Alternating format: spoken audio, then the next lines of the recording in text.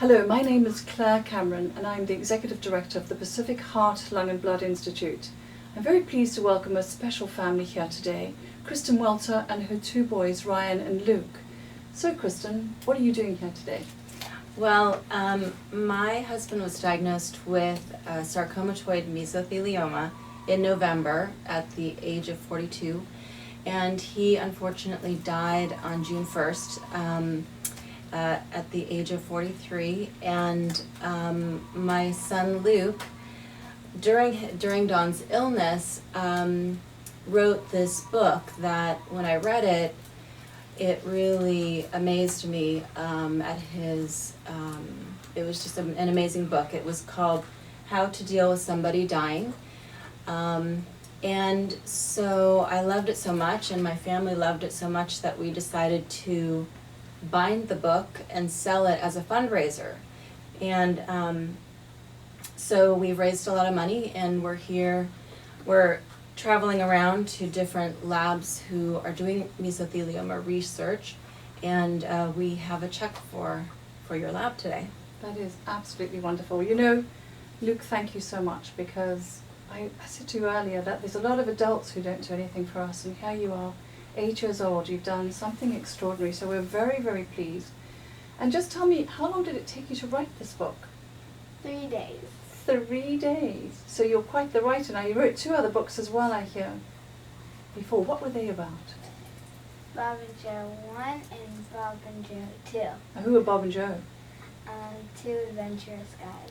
Okay, and so what was the story about?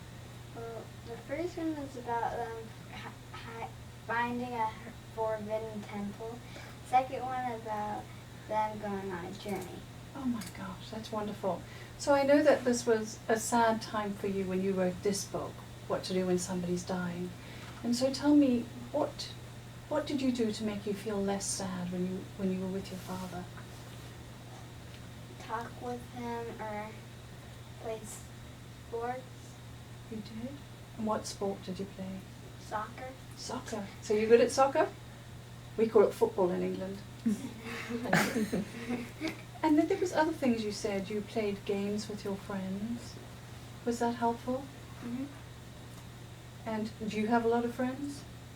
Yeah. And you also talked about not wanting to cry when people came to see you. You wanted to be very strong and look as if you were coping with everything well, yes? And your father and you spent some time together watching television, watching movies, watching television shows?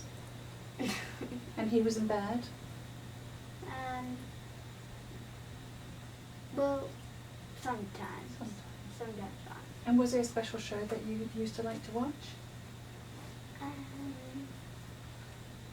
For one morning. Which one? Crash and Burn Sting. Crash and Burn Sting. Mm-hmm. Oh, okay.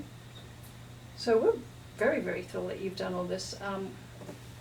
Tell us, Kristen, how have you sold this book? Well, I just, bought a stack of books, and it was in pretty high demand. I mean, once people read it, they were so amazed by it that they said, "Oh, I want to buy 5," and then they would go take it to their friends, and then they read it. They were so impressed that they would want to buy, so it kind of was word of mouth. That's all. And we've sold probably about 300 books now, I would say. Well, maybe like 250 books, something like that. That's amazing. That way, yeah. In how long? In just a few months? Probably about 6 weeks to 8 weeks. Yeah. You guys will come and teach us how to do some fundraising here. Yeah.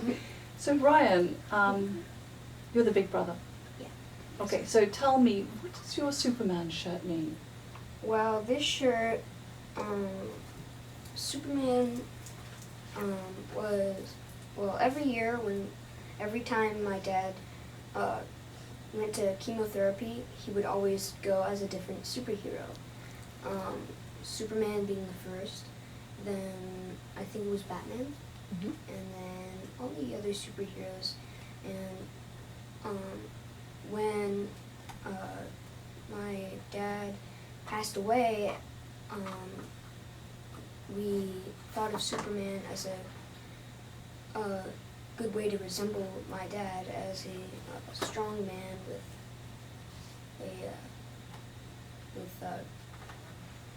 powers that could make us feel happy or feel sad. Or Yeah, it was the theme. It sort of became the theme as of his cancer fight was that he was our superhero, and it just took on a whole big meaning.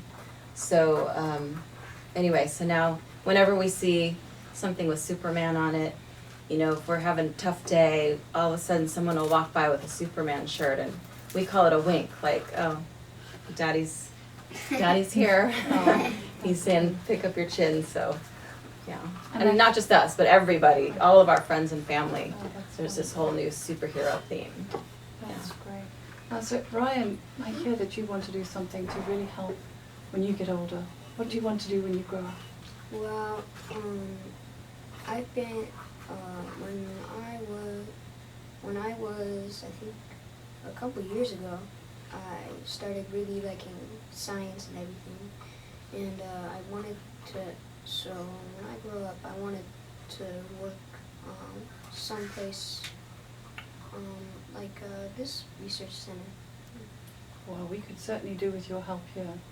So anytime you want to come and get some experience, just let me know. Alrighty, so my last question to you, Luke, is what would you say to other children who are going through what you went through?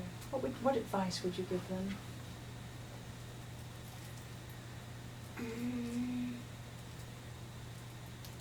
Have a kind of like a conversation with somebody Mm-hmm. and play with somebody Mm-hmm. to get your mind off what's happening. That's very good advice. So thank you very much. We are thrilled that you are here. And I know that we've got this check to present to the scientists, so they're going to be so pleased to get this. So should we go through and present that now? Yes, that would be great. Thank you so much for coming. Thank you for being here. So we wanted to present on behalf of the Welter family in honor of Don Welter this check for $1,000 to your lab. So hopefully it will help in funding more mesothelioma research. Well, So go ahead and. thank you so much. We are honored to accept this, and we will definitely put it to some good use. We definitely appreciate it and very much need it in the lab. So thank you so much, you guys. You did a great job. Thank you.